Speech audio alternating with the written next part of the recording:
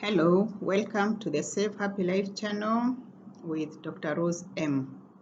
Today we are going back in the day. When I went to Form 1, I was asked to carry a panga. My mother, may she rest in peace, wondered why, but bought me one alongside the other things such as the towel, the bucket, and other things that we were required to buy. Off to school, my father took me. I got myself into the system of a great high school in central Kenya. I settled well in school, basically because the school was friendly, the environment was friendly, and most important, I found a former classmate who was a Form 2 then. The routine to me was new, and it comprised of the following. From Monday to Friday, we would wake up at 6:10 a.m. Around 6:30, we would go for mass. 7 a.m., we would have our breakfast.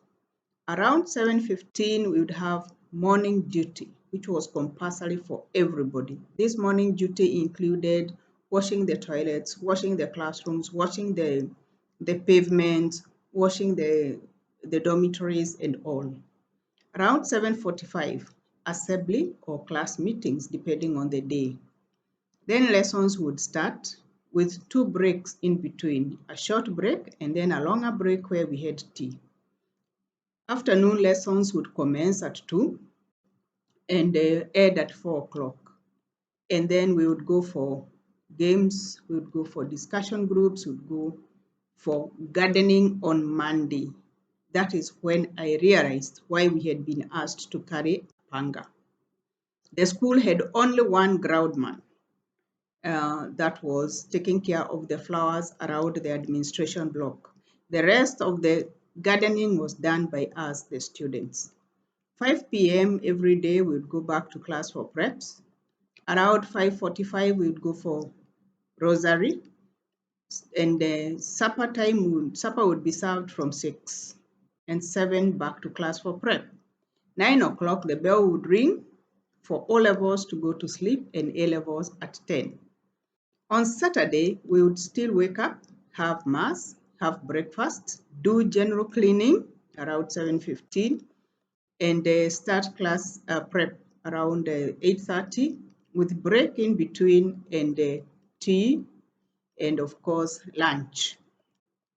After that, we would go for prep at 2 p.m. 4 p.m. was our free time to chat, to oil our hair, to do other things like collecting clothes from the drying lines, etc. And we'd go back to class at 5 p.m. for preps and 5:45 a rosary in church and supper and on like the other days of the week. Once a month, we would have an outing out of school from 9 to 5 p.m. during the day. And Sunday would come. 7 a.m. we wake up, shower and do morning duty. We go for mass in the parish outside. That meant we take a walk outside the school. And we would have breakfast after mass. And those who are in the CU group, they would break. And those others who had attended mass and did not want to go for CU, they would go for preps. Lunch came at noon, and at 2 p.m. we would all retire to bed, compulsory siesta, and we would sleep up to 3 p.m. when we would go for preps until 4 p.m.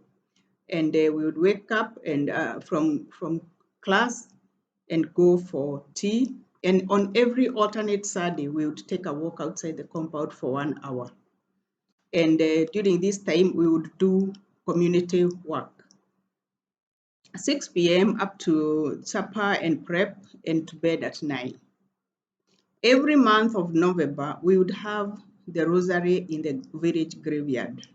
That meant that we got an experience outside the school. The graveyard was neighboring the school.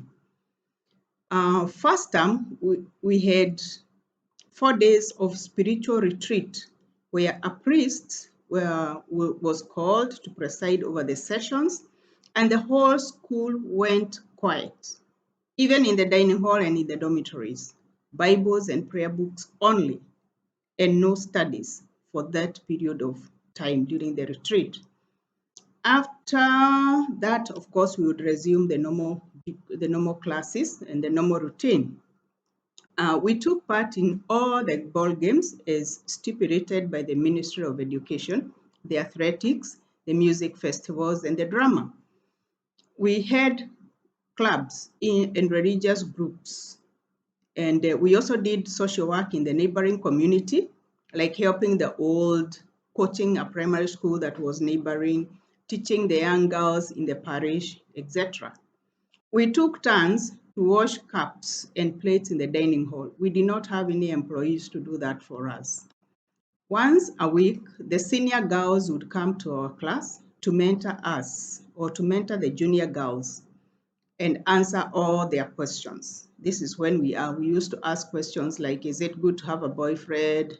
When does menstruation period begin? What should I expect during menstruation, etc., etc.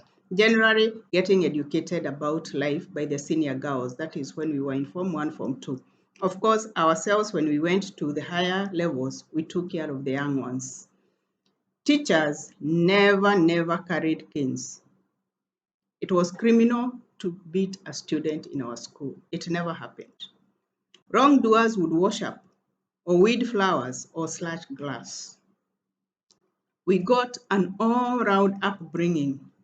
In fact, respect was so much practiced that the senior girls would allow the young ones to eat before them in the queue in the dining hall. Yet, we topped the country when we did our Kenya Certificate of Education, that is Form 4. And in my class, we were number 13 when we did Kenya Advanced Certificate of Education. The question is, today, have we sacrificed our children on the altar of academics? Where have we gone wrong? Because we did all that, we had all that all-round upbringing, like I mentioned, and yet we still excelled in academics. Where have we gone wrong? Food for thought for us as teachers. I am a trained teacher. I have taught in high school, though I no longer teach in the classroom. But it is good sometimes when we are doing the schedules for these children that we are calling rebellious now. We think about their other needs. What else do they need other than that A? What else makes their life comfortable in school other than getting that A? There is a lot more than simply preps and classrooms and coaching. Thank you very much for watching. Please subscribe, please share, and let me know what you think of this clip in the comments section below. God bless you.